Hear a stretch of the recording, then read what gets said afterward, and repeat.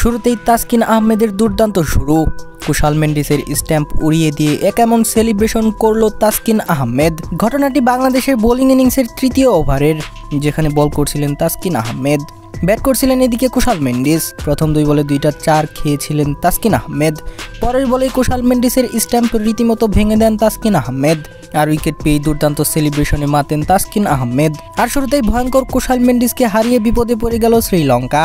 Out হবার আগে 8 বলে 10 রান করতে পেরেছিলেন কুশাল মেন্ডিস, যদিও এরপর আরও একটি উইকেট শিকার করেছিলেন তাসকিন আহমেদ। 18তম ওভারের শেষ বলে দাসুন সানাকাকেও প্যাভিলিয়নে পাঠান তাসকিন আহমেদ। লিটনের কাছে ক্যাচ দেবার আগে মাত্র 3 রান করেন তিনি। এদিন দুর্দান্ত বোলিংও করেছেন বাংলাদেশের সহ অধিনায়ক। 4 ওভার বল করে মাত্র 25 রান দিয়েই তুলে নিয়েছেন দুইটি উইকেট। এদিন শুরুতে টসে জিতে বল করবার সিদ্ধান্ত নিয়েছিল বাংলাদেশ। টস হেরে ব্যাট করতে নেমে মোটেও সুবিধা করতে পারেনি শ্রীলঙ্কা।